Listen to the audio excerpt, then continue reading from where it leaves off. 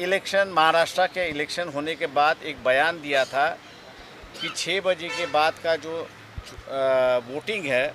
वो कम से कम 76 लाख जो है वोटिंग हो चुका है, 76 लाख वोटिंग हो चुका है, ऐसी उन्होंने जानकारी दी थी। हम लोग ने बीच में इलेक्शन कमीशन से आरटीआई के माध्यम से एक क्वेरी की थी कि बूथ वाइज और कॉन्स्टिट्यूंसी वाइज कितने स्लिप्स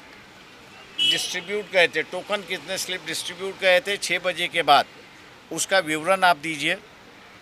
इलेक्शन कमीशन के ऑफिस से उसका जवाब आया और कहा कि ये जानकारी हमारे पास नहीं है। दूसरी बात यह है कि जहां पोलिंग वोट और काउंटेड वोट इनमें जब डिफरेंस आता है तो इलेक्शन कमीशन की ही गाइडलाइन है कि रिटर्निंग ऑफिसर ऐसे वक्त में इलेक्शन अनाउंस नहीं कर सकता है, उसको वो पूरा मामला जो है वो इलेक्शन कमीशन के पास भेजना है और इलेक्शन कमीशन जो डायरेक्शन देगा उस डायरेक्शन के मुताबिक उनको फैसला देना होगा, ऐसी एक परिस्थिति है। तो ये दो मुद्दों पर जो है हम लोग की इलेक्शन रिट पिटीशन दाखिल है और मैं ये मान के चलता हूँ कि आज नोटिस इशू की गई है,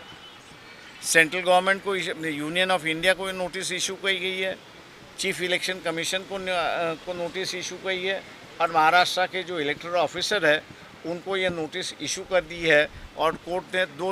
2 हफ्ते के अंदर उनसे जवाब मांगा है। 2 हफ्ते के बाद ये दोबारा कोर्ट के सुनवाई पर आ जाएगी और उस वक्त मेरे ख्याल से फाइनल हियरिंग की शुरुआत होगी, ऐसा मुझे लगता है। मैं तमाम राजनीतिक दल महाराष्ट्र के जो है उनसे विनती करता हूं कि हमने जो है ये 75 लाख वोट का इशू जो है वो कोर्ट के सामने लाया हुआ है। राजनीतिक दलों ने भी इसमें इंटरेस्ट लेना चाहिए और एक जॉइंट एक्शन अगर होता है तो मैं मान के चलता हूं कि एक परिस्थिति अच्छी उभरेगी, ऐसी बात है। इलेक्शन कमीशन हमेशा कहता है कि हमने पारदर्शक तरीके से इलेक्शन किया है। मैं उनसे ये रिक्वेस्ट करूंगा कि आपकी जो पारदर्शिता है जिस पर आप दावा कर रहे हो वो कोर्ट के सामने अगर ले आए तो मेरे ख्याल से कोर्ट को भी फैसला देने में आसान होगा, ऐसा मैं मानता हूँ।